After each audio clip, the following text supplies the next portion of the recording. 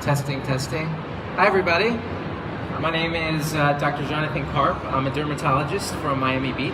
I am here with actually that company right there, Miracle Noodle, which is oddly enough my company. I'm also a dermatologist, however. Strange things happen in life, and I was on a trip to Japan and I came across these calorie-free noodles. And I've always had an interest in nutrition in my practice, which obviously we'll be talking about for the next 20 or 30 minutes. And when I saw these noodles there, which are 0 calories and 0 carbs, I immediately thought of specifically the patients that I have with autoimmune diseases like lupus and psoriasis that could benefit. And so I came back and I started the company. This is way back in 2006, and brought my family on board. That's my mother and my sister over there that are with us. And today we're going to talk about nutrition in the skin. Initially, I'll start talking about just general nutritional strategies for youthful skin, and then I'll go into some very common conditions like seborrheic dermatitis and acne and rosacea that a lot of people have, so that we can come up with just a few helpful tips just from a nutritional angle. I'm certainly open to questions as we go if there's anything care-wise in terms of creams or supplements and such. I'll try to raise some of those as we go along with the talk, but in general we'll be mostly speaking about just general nutritional strategies. So let's start right off talking about things that cause wrinkles when it comes to aging, the things that we eat that actually cause wrinkling. So it's probably not a surprise that sugar is bad for us overall. You can go through every organ system in your body and you can demonstrate how harmful sugar is, but I don't think people really understand exactly what it is about sugar in the skin that actually makes it so bad. And when people have an understanding of that, it actually gives them a little bit more oomph or strength to be able to say no when we're faced with that decision between something healthy and something with a lot of sugar. And what happens when you eat sugar is actually somewhat frightening, I think. Basically what happens is when your blood sugar spikes, the collagen in your skin actually changes. There's actually sugar that binds to the collagen and changes it from one form of collagen to another. And the collagen is basically like the structure of your skin. And you want that collagen to be the strong type of collagen. And what's happening is that is basically weak. It's changing into another form of collagen, which is going to cause sagging in your skin and increase the wrinkling. And it's not uncommon, for me to see people who are not necessarily, I would say, they're not necessarily overweight, but they have a sugar, we all know people, some of us, we just love sugar. And it's very common to see those people have a lot more wrinkling. So let's talk a little bit deeper about that, because it's not just the sugar, it's actually what happens when your blood sugar goes up quickly and down quickly. And so there's lots of things in our diet that are actually going to cause that spiking. That is what's causing this sugar to bind to the collagen. Now, first of all, just understanding this concept a little bit further, when sugar binds to collagen, it's also binding to proteins throughout your body. And what's happening there is when the sugar binds to the protein, it's irreversibly bound, which means that once it binds, it's not going to go back again. And this is one of the factors that is responsible for overall aging. Because when we have these sugar spikes, then this is, it causes, hardening of your arteries, it makes you less flexible, it's what's causing damages in the eyes of diabetics, and it's actually something that you can test with a blood test. Many people who are pre-diabetic or diabetic or have family members know that they're always checking hemoglobin A1C, and that is actually a measure of the binding of the sugar to a protein, specifically in red blood cells. And it measures over the last 3 months in general what the amount of binding you've had between sugar and the protein in your body. And when that's elevated, you can generalize that across body systems and realize that that's actually going to be increasing the wrinkling in your skin. So what else causes spiking of the sugar? Of course, sugar in general. or any kinds of fruits that have been where the fiber has been taken out. So any kind of fruit juices are also going to cause a spiking in your blood sugar. So that's something to be cautious of. Finely milled grains are also going to cause a spiking of your sugar. So if you have, even if it's whole wheat flour, let's say, if it's ground into an incredibly fine flour, when it gets into your stomach, it's rapidly absorbed. It can also cause a spike in your blood sugar. So there's lots of different things. Let's say the other thing that sometimes I see is whole fruits generally are fine. Obviously, some fruits have more sugar than others. So I recommend, for a couple reasons, that berries are probably the best fruits that you can have. The sort of small, blackberries, raspberries, blueberries. These things they're loaded with fiber. They almost never spike your sugar. And they also have those pigments, which is what we'll talk about in a second, which are also responsible for protecting your skin. So tropical fruits in general have a lot more sugar, and in some people can make their blood sugar go up. We're talking about papayas and mangoes, pineapples.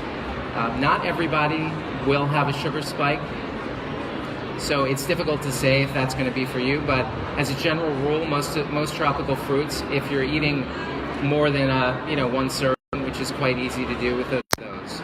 The other thing to be cautious of is dried fruits. So the one thing I caution about dried fruits is not that they're bad for you, but that you can eat so many of them in such a small period of time. So let's take an example, or if I were to give you plums, whole juicy plums, maybe you would eat 2, maybe 3. But if I give you prunes, dried plums, you can down like 6 or 7 of those in just in a matter of a handful. And you have to be cautious of that because you are getting the same amount of sugar. Obviously, there's no decrease in the sugar, of course. So nature has given us these sort of natural feedback mechanisms where the water content of these fruits is providing space in your stomach that's allowing you to say, okay, enough is enough. I'm not going to eat, 6 prunes. So there's nothing wrong with these dried fruits. It's just that you can overeat them, and that can result in a load of sugar that's going to cause your blood sugar to spike. So if you're going to eat dried fruit, then remember what the fully hydrated fruit is. So if it's a plum, you say to yourself, how many plums would I eat? Okay, maybe 3. But that would actually be pushing it, I think. 2, I'd say, for myself. So then that means, you're only going to have 2 prunes. Same thing with raisins. How many raisins? You could have a handful of raisins, but that's only around, 12, 20 max. But you can have if you had a handful of raisins, you're eating a huge amount of fruit there. So it's something to be concerned of as well. So let's go into one of the protective mechanisms of nutrition, and that is the pigments that are found in vegetables and in fruits. So these pigments that you have in these fruits, it's an amazing thing because in nature, the reason that fruits and vegetables have these pigments is because the pigments are produced by the fruits and vegetables to protect themselves against the sun. And it's a remarkable, almost miraculous thing to think about, that these pigments that are fashioned by fruits and vegetables in an effort to defend themselves, we eat them and then we get defended. To me, it's sort of this miraculous thing that happens in nature. And everyone needs to be, if you really want your health, and this, of course, is an extension to your skin, to really be getting the amount of antioxidants from fruits and vegetables that you need, let's start out with greens. You honestly really need around 1 pound of greens per day. I know that sounds like a lot, but if you break that up into, one salad that's, a nice sized salad, as well as maybe some steamed greens at night, you can really easily get that amount of green vegetables in.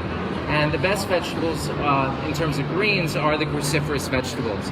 They really have the most protective effects, both for anti-cancer in general, as well as helping the skin to have an antioxidant defense. So we're talking broccoli, collards, kale, Brussels sprouts, cauliflower. These really are going to provide the most benefit. Now, when we talk about fruits, this is the one situation where I say that it's not actually a bad idea to add a powder, a fruit powder of sorts. So, for example, you can buy beet powder that has been fermented, so it doesn't have a lot of sugar in it. So you're able to get those really nice pigments that are in the fruits and be able to ingest those in higher amounts than normal without actually getting the added sugar. So you can get even blueberry powders, you can get pomegranate powders that are actually remarkably low in sugar, and you're still getting the benefits. I recommend pomegranate powder a lot because it has one of those things where there's studies across disciplines, not just in the skin, but pomegranate itself. They've shown just a shot glass full of pomegranate juice per day actually opens the carotid arteries more than any medicine ever conceived. And all you need is around a shot glass full of it. And these are really remarkable studies that were done in Israel, and well-constructed studies. So I highly recommend that you consider doing pomegranate, add some sort of added pomegranate. Now, there's not a whole lot of sugar in a shot glass of pomegranate juice, so conceivably you could add that, but you could also, it's also a nice thing to add to smoothies or such, getting either a beet powder or pomegranate powder as well. So we've covered the blood sugar spikes, we've covered the pigments. The next is to discuss fats. So the fats in your skin, which are basically, everyone has a layer of protective oil on their skin. And this is what shields us from the environment. And if that oil barrier has been compromised in any way, that's going to yield increased aging to the skin. We are given this natural oil barrier that protects us from things. So you need to keep that up. You need to maintain the strength of this oil barrier.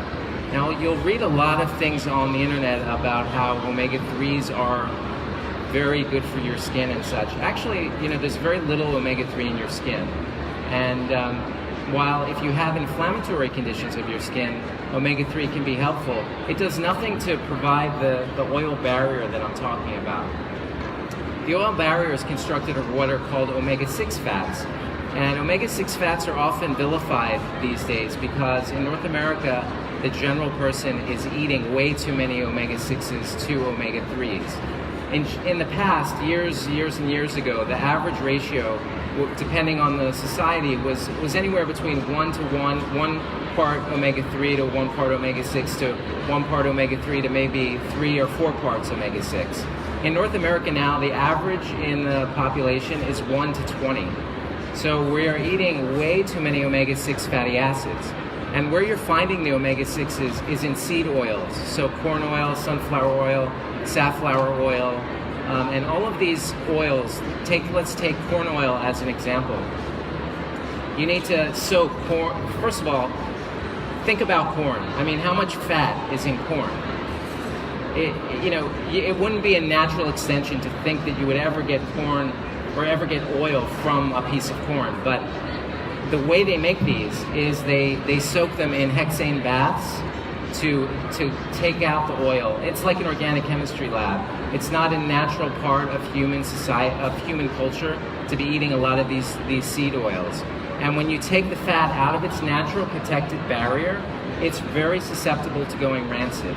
And so all of these oils that you get, as I said, corn, sunflower, safflower, all these seed oils, they are deodorized before they come out to the market, because if they weren't deodorized, they would essentially all smell rancid.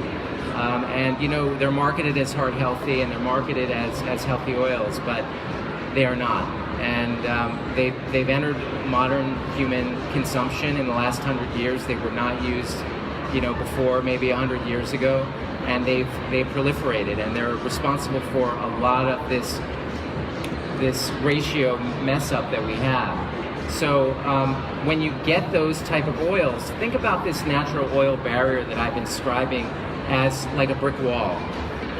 And if you're eating these rancid oils, it's almost like you're putting bad bricks into the brick of this oil on your skin. So the first step to improving that oil barrier is basically to get rid of all the rancid fats in your diet. And anytime you're eating any of these seed oils, you're getting rancid fats. So that's the first place to look. The second is to think about the ratio of omega-3 to omega-6s. So the omega-3 oils are obviously found in, most people know, fish and flax, also found in hemp seeds and chia seeds to a certain extent.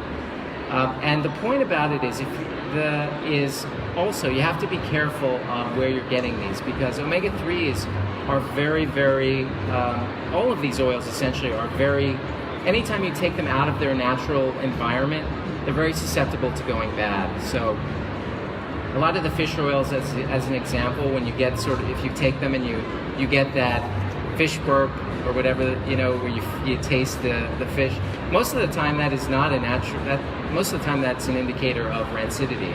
These very high quality oils, unless you're taking huge doses where you can't avoid that, generally if you're getting that fish burp, generally speaking, it may not be such a good oil. So we have to pay attention to the fried foods, especially those that are in seed oils. You should completely get rid of those. The best place to get it, as I've sort of been alluding to, in the sense of making sure that it's in its original packaging, the best way to get omega-6s is a handful of raw nuts and seeds. Raw nuts and seeds are, we're talking, almonds, walnuts, pecans, those sorts of things. Raw, because most of the time when you get these roasted nuts, they're actually often fried in cottonseed oil, sunflower oil, when they roast them. Also, when you roast them, although it's not as bad as, say, heating the oil that's been isolated, if you're eating the raw nut, if it's roasted, there's still going to be some damage to the actual fats that are in the nut. So you have to be careful of that. So the best, as I said, you can buy hemp seed oil. It's in like a dark bottle. There's actually a company here that's selling hemp seed oil. Hemp seed oil is an interesting one for me because for people who have eczema, who I try to correct, these are what are called essential fatty acids, which we need for our bodies. And the omega-6, which I'm describing, constructs that oil. Or often there's an upset in people who have eczema. So sometimes I recommend hemp seed oil because, as I was just mentioning, that ratio where the modern consumer is 1 to 20, the hemp seed oil is actually 1 to 3. So it has both omega-6s and omega-3s in a ratio that is actually pretty similar to a historical precedent in terms of nutrition. So there are oils that you can buy that are very protected and made in a certain way, in a dark bottle, so when you're buying oils, and the oils I recommend are just oils that have been traditionally used in the past. If they were used a couple hundred years ago, at least there's a historical precedent for using them. So as an example, olive oil, it doesn't have a lot of essential fatty acids in it in terms of omega-6s and omega-3s. But if you're choosing oils, just since we're talking about fats in general, you do want to make sure that it's in a dark bottle, and that, even olive oil is a difficult one for a lot of people to buy high quality olive oil.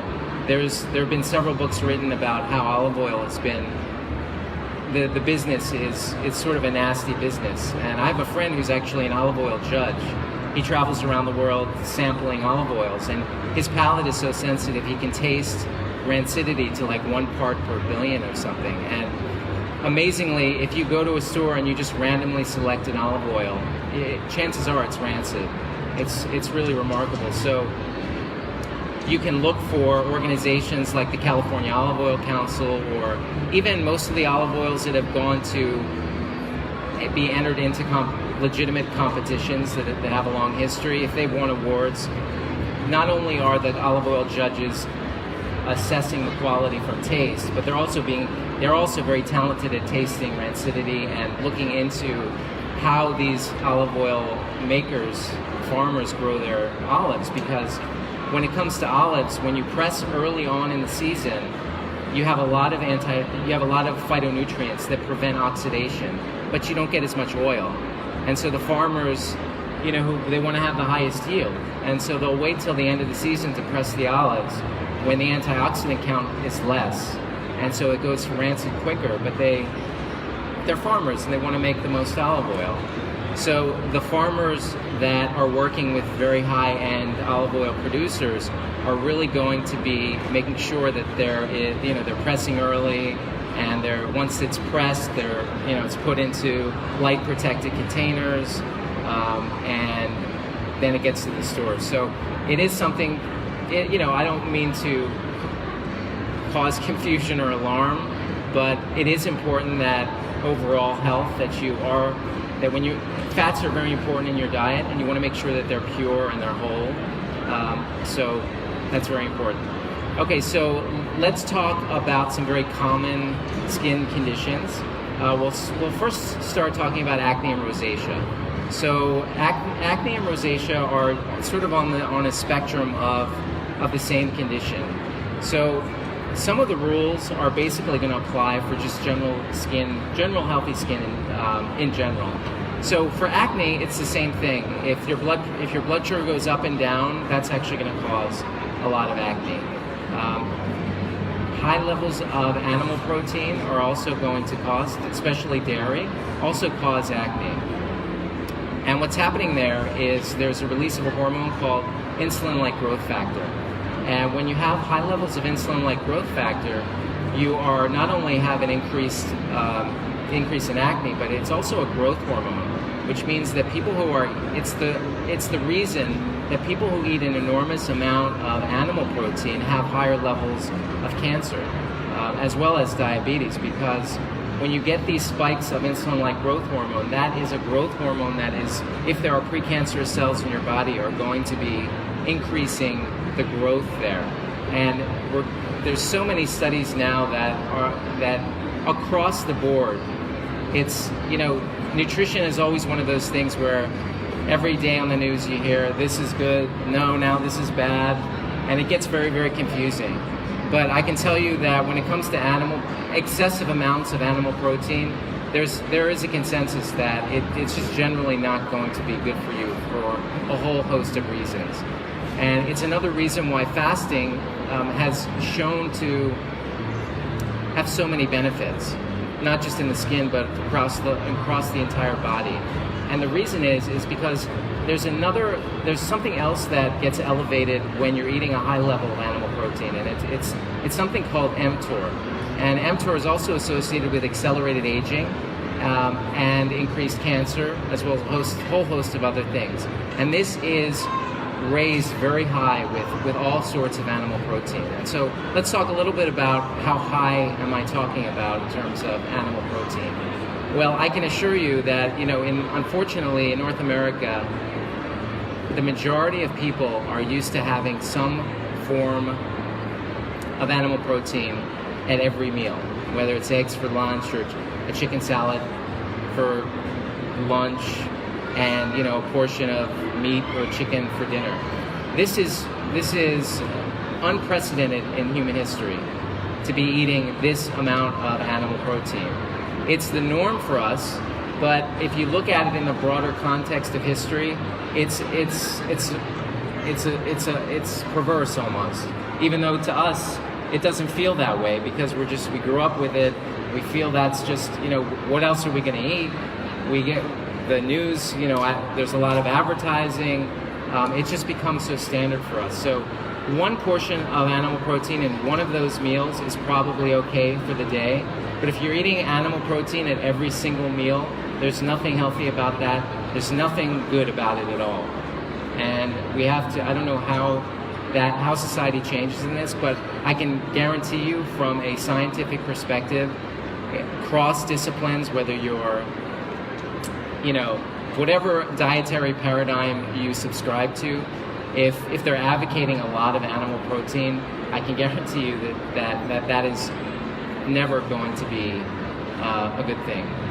So how do you moderate that? And you really moderate it by increasing the levels of beans, grains, nuts, seeds in your diet. Take out the animal protein and just add more of that. That's really the solution, and it's really, if you look at the blue zones around the world where people live to 100 years, commonly they are eating mostly plant-based foods. I'm not telling you have to be vegetarian, but eating animal protein in every meal is really not consistent with longevity. It's never been seen that way anywhere, and it's something that we should sort of take to heart when we're thinking about longevity and general nutrition, looking better, that sort of thing. So for acne, we talked about sugar. We talked about animal protein. It's the same thing. You want to get a lot of robust leafy greens in your diet because you want to have a net anti-inflammatory effect in your diet, and that's always going to happen from plants. You're not going to get any anti-inflammatory effect from protein at all. And I'd like to remind people, just because this gets lost a lot of times in some of the trends that are not necessarily associated with science, and that is that your body can't really utilize that much protein to begin with. So what happens when the normal breakdown of your body, you need protein, of course. But what if you just exceed it by a little bit? Well, your body has a process called gluconeogenesis. And what that means is that when you have excess protein, it actually gets converted into sugar. That's what happens. So you see some people now, like for example, like Jordan Peterson, he's on an all-meat diet. So there's like this carnivore-only diet that's making the rounds now. And when you look at the blood sugar of these people, most people think to yourself, you think, well, you're eating animal protein, of course that's not going to affect my sugar. And the fact is that most of these people, when you check their blood sugar, it's actually reasonably high because they're eating so much animal protein. It's getting shunted to the liver, which is then converting it through a metabolic process into sugar. So we don't need that much protein. And going back to this whole anti-aging for your skin and for your body, it's the same thing goes. If you're eating this excess protein, it's just going to make your blood sugar go up a little bit, and it's not going to be good for you. Okay, so next is alcohol. You probably feel like I'm removing everything that's pleasurable in life, but the truth is, I must say that because I have an interest not just in obviously healthy skin, but helping people with autoimmune diseases of the skin like lupus and psoriasis, I can tell you that a lot of people and eczema, a lot of people when they do change, sometimes they didn't feel all that sick before. They've just been guiding along, and this is how I feel. And a lot of times when people start to just increase the leafy greens in their diet and take out some of these things that make their blood sugar go up and down, then they start to feel better, but they didn't know they were feeling any less. They felt fine. So a lot of us are existing at a level where we don't even know that we could feel all that better because we feel healthy. Maybe we feel energetic, and then there's just increasing levels as you try to optimize yourself with your diet. So, but getting back to alcohol. We used to think that alcohol confers some benefit from a cardiovascular perspective, but unfortunately, most of those studies have been disproven. Now, I'm not saying you can't have a drink every once in a while. I'm also not saying you can't have a little ice cream every once in a while. I mean, what's life without a little ice cream every once in a while? But you do have to, I think what we define as moderation is often not moderation, and people tell you just do things in moderation. But if you don't have an understanding of what that moderation is, then it's not going to be a good thing. Because when I talk to people about moderation from a scientific perspective, it's not the moderation that they're thinking of. So as an example, like ice cream, the moderation there would probably be a once a month portion of ice cream, no more than that. So I'm probably not making any friends. But you know, this is the way it is when you look at it, at least from a scientific perspective. Now, alcohol, you know, I'm not going to necessarily make a prescription for the amount of alcohol you can have, but there are additional benefits to everything that you do. A drink with friends, you know, can increase the social aspect of your life that helps other things. You know, I try not, you know, you always should look at your health existing on many different levels. You know, there's a physical and emotional, intellectual, spiritual, and social levels of health, and you can't narrow it down into one level, because sometimes all these levels are interacting in so many different ways. So, you know, a drink with friends every once in a while. But if you have, say, acne rosacea as an example, rosacea specifically, alcohol is going to make things a lot more difficult to take care of. From an autoimmune perspective, things like lupus and psoriasis, you know, psoriasis as an example, that's 1 to 3% of the population. So I'm sure, you know, everyone here knows someone with psoriasis. If you don't, you know, might not know that they have psoriasis, but it's a very common thing. It's in the realm of autoimmune diseases, and there are dietary considerations with that as well. But it's also related to some of the things I discussed. I don't know if I want to get into that deeply, but if you would like to talk to me later about that sort of thing, I'm open to that. Eczema is something that's also very common. It gets worse. A lot of us have varying degrees of that, especially when the winter comes and things get very dry and we break out in rashes. And that goes back to what we were discussing before, which is basically two things that I would just focus on when it comes to people who get winter, itchy, dry skin. Analyzing the essential fatty acids in your diet, so making sure, as I said, to get rid of all those rancid seed oils that you're using. Getting a handful of raw nuts and seeds per day. And I must say, sometimes when people start eating raw nuts or seeds, they have trouble from a digestion perspective. So you want to soak the nuts and the seeds overnight. That makes them a lot more digestible. If you've never incorporated them before into your diet, I would recommend that you soak them, because it makes it a lot more digestible. So getting that in, or considering doing something like a high quality omega, like a hemp seed oil, which has a good ratio during the winter time, to provide you with that a little bit of extra barrier protection on your skin. Of course, just from a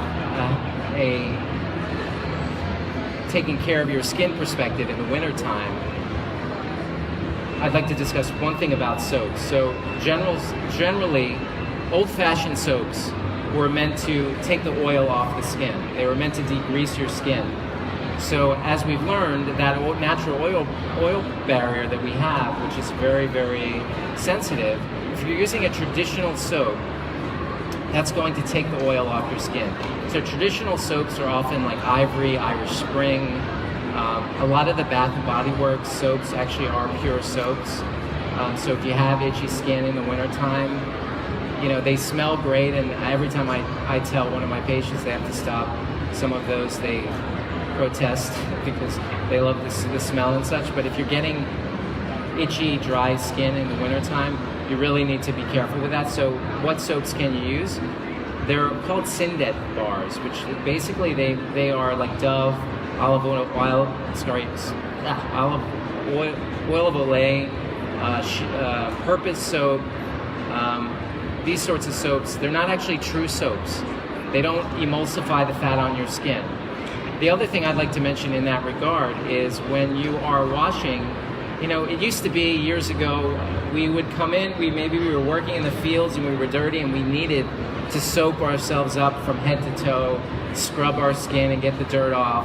And now, you know, we go to a desk job, we sit there. We don't necessarily need to scrub your skin from head to toe. It's not necessary. So if people are having issues with that, with dry skin in the winter, or if you have a history of eczema and that's a problem, then I would recommend that you just focus on the areas you need it, under your arms, you know, your groin, your face, etc.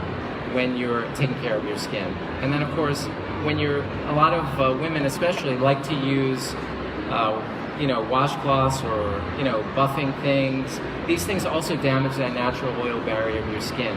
And when the oil has been taken off, in addition to the fact that we're talking about the sensitivity of the skin and leaving it open to irritation, it also looks worse because it's not going to be as glowing necessarily as it would be in its sort of natural state.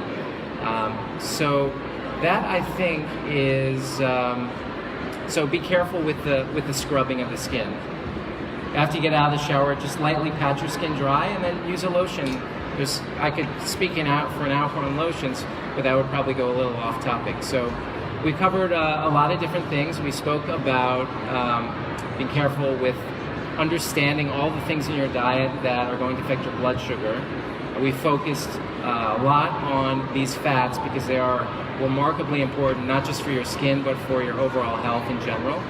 We talked about the importance of getting those antioxidants and the phytonutrients in by getting a good amount of greens. You really got to push the greens.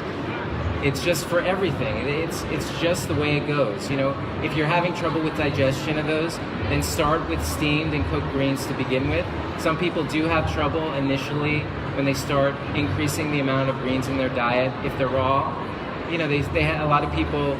There's so much in our environment that we eat that damage the intestinal wall. Things like emulsifiers in foods. And there's so many things in our environment that are just affecting our ability to digest foods the way we should. So if you're having any sort of digestive issues and you're having trouble adding those greens into your diet, then start out with maybe lightly sauteing them or steaming them, but getting a really good amount in your diet. The other thing I'll mention is when you're eating greens, these pigments that I just mentioned, I should have mentioned this before, the pigments that are found in the fruits and the vegetables, they do need a little fat to be absorbed into your body. So if you're making a smoothie and there's with lots of, say, berry powders and greens, and you got this amazing smoothie and you haven't added a little bit of fat in there, you're not actually going to absorb a lot of the phytonutrients that are in these things. So the way to remedy that is to add a little bit of fat. That could be a handful of nuts. It could be, 2 tablespoons of flax seeds that you're going to add. You don't need a lot, and that's why when you're eating a salad, you absolutely need, or any vegetables, but especially salads, you need fats. And they've actually done remarkable studies where they've tested olive oil as an example, just because that's so common for salads, versus some of these seed oils that I've sort of hopefully convinced you to stop eating. And it's amazing, but what happens is that the amount of nutrient absorption is remarkably higher with just a little bit of olive oil on a salad versus these other oils. And when you're eating these rancid oils, what's really happening is because they're rancid, you need antioxidants to reverse the rancidity, because rancidity is oxidation. So we all know about antioxidants. So if you have just a little bit of rancid fat in your diet, all of those antioxidants that you would get from fruits and vegetables it's sequestered, it's taken up to reverse the rancidity of this rancid fat that you just ate. So it's not going to protecting the rest of your body. And so this is another reason why just a little bit of rancid fat is depleting your body. Even if you had a lot of other things in there, it's depleting your body because you're not going to have the antioxidants to help everything else. So make sure you add a little bit of fat. And again, raw nuts and seeds are always the way to go. But I don't want to. I want people to realize that there are companies out there that make these high-quality high-quality oils, like hemp seed oil, or look into your olive oil and such. Flaxseed oil is almost always rancid, and so I would tell you, as one doctor once said, if there's someone that you despise, then give them flaxseed oil, because it's overall it's rancid, and there's actually studies to show that in men specifically who have flaxseed oil, there may be an increased incidence of prostate cancer for people who are taking it. So if you're eating these, it goes back to what I discussed. You're taking the fat out of the natural protective barrier that it's in. There's always going to be the risk for rancidity. Okay, so I hope that was interesting to you, and good luck this winter in the dry weather, and get your greens, and thank you for listening. Sure, I'll be over here for questions.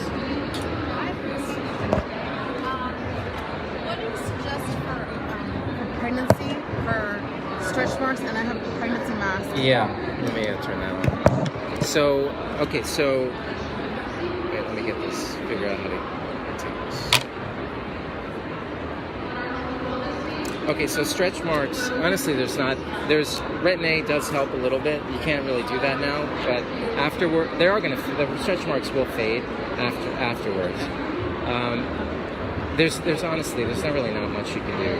Not even like food based. It doesn't matter what you eat. Like creams, I get, but I mean, any sort of it. I mean, if you get all the leafy greens and antioxidants, some of the redness is going to. Are they purple or red? They haven't started yet, but I have like old ones from when I was in high school. Oh, I see. Like, so I know I'll get them. Yeah, unfortunately I don't have a whole lot. Okay, that's fine. For this, the melasma. So you have to wear a zinc-based sunblock. It has to have zinc in it. In the winter too. In the winter too, because this is so sensitive to light that even the light in the room is actually going to make it worse. It's sensitive to all light, so you have to wear. Taking, like we did IVF, so like the hormones. Yeah, I've had this for like 2 years. Yeah, I don't know if it'll even go away later. Well, there are lasers and there are peels that you can do that can help. But honestly, first and foremost is you have to wear a zinc-based sunblock. Okay. And you have to wear it like religiously, unfortunately. So. And that's safe for pregnancy. Zinc, yeah. Okay. Another thing is with the soaps. You know those kind of like, they're like shower oils, like Occitan, like that kind of stuff. Is that a soap, or is that one of the better ones that you suggest? I'm not sure what that is, though. Generally speaking, liquid like, soaps. The consistency of an oil, and then it foams up. I don't know. I'll have to look into. I'm not sure what that is. Generally speaking, though, liquid soaps are generally harsher than bar soaps, just like as a general rule. But I don't know. What's it called? Occitan. Occitan. I know the company. I don't know that product though. Okay. So. It's like the one that I've been using. It's almond oil that foams. That might be okay. I mean, does it feel like? Does it leave a little oily feeling? Or? It doesn't feel like scaly like some of the other soap does. Yeah. Like sometimes I'll use a Dove, and the Dove will feel scaly. Yeah.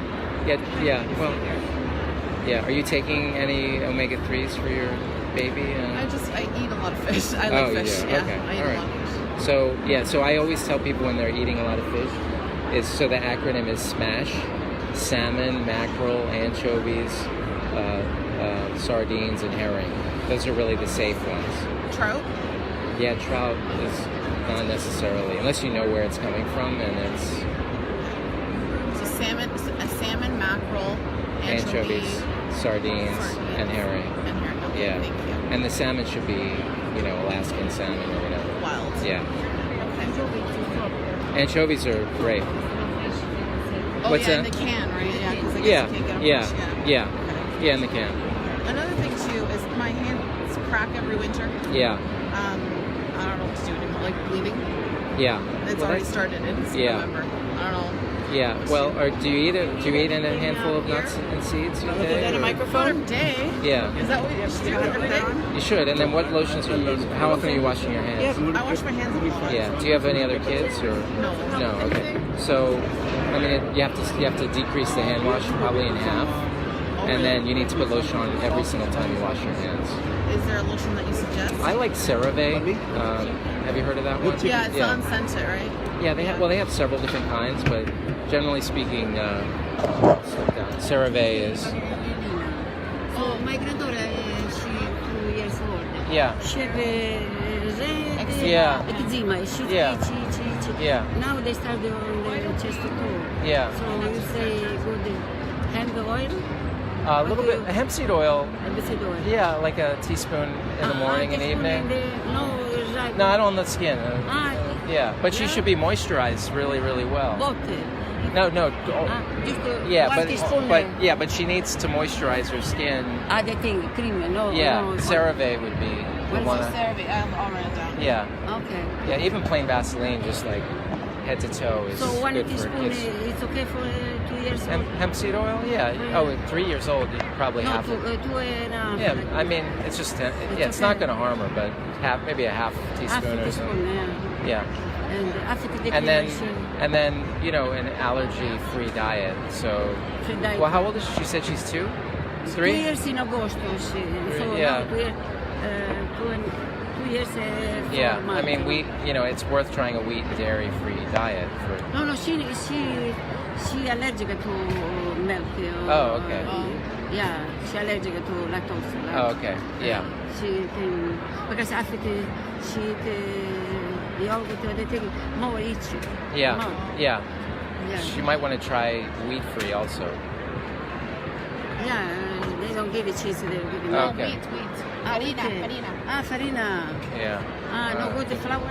Might not. I mean, sometmes when someone has one allergy, they might be others as well. So it The would be. meat is okay. Yeah, a little She meat's like okay. meat. Yeah, a little meat's okay. Yeah. She like too much pasta. Yeah. Yeah. Okay. Sure. Okay, thank you. Sure. Hi. My question is about coconut oil. Yeah. That's Good or no good? Yeah, a little bit's fine. Yeah, a little bit's good. A little bit's okay. Does the eating of protein has to do with climate? How cool it is? The what? Like for example, you live in Alaska, right? The what? If you live in Alaska, Yeah, Alaska. the intake of protein would be more than if you live down here. Yes, true. That's true. It would be naturally, yeah. Okay. Yeah. What happens if you have thalassemia? If they have what? Blood condition they call it thalassemia. Calcemia. High calcium you have? Hypercalcemia? No, blood, high iron content. Oh, high iron content. Yeah. Have to stay away from red meat as Yeah. much as possible. Yeah, right. That's true. Yeah. Okay, your Yeah. turn. Thank you. Yeah. Okay, now, for the face. You're saying not to scrub the face. What oil, can you put any oil on the face? Somebody said to put olive oil on the face. You can put olive oil on your face. If it doesn't break, That might be you too can. much. Sure. No. What do you do for soap? Should you wash Yeah. your face with soap? Yeah. Yeah. A mild soap. Yes. Mild soap. Yeah. So Dove or Dove is mild? it is. Yeah. So just the Unscented soap. Dove. And then you can put olive oil on. You could. Yeah. I mean, some people break out with olive oil. Yeah, or can you just leave it? Like, should you always put oil on No, your face? you don't have to You don't always. have to. No.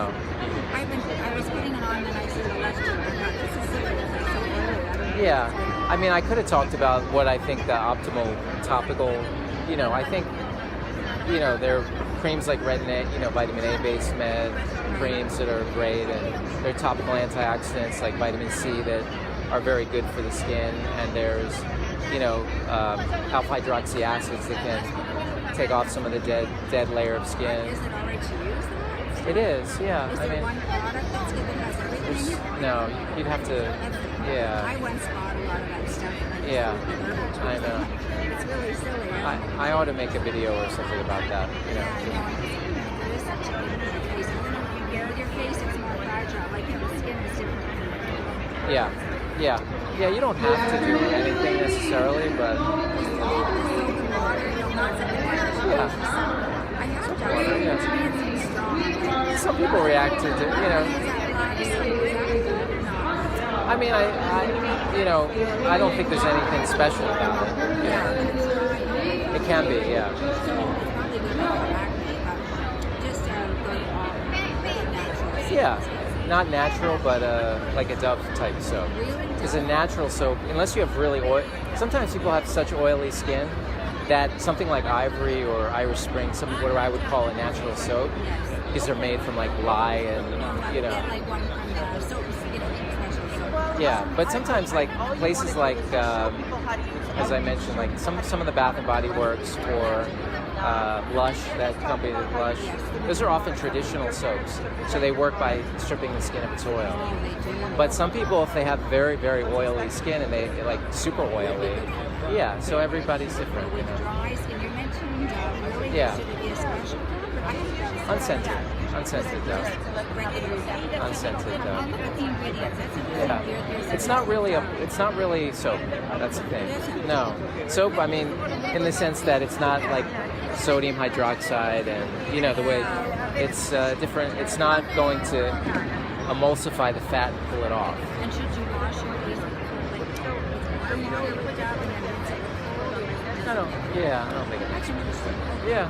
Well, thanks. Sure.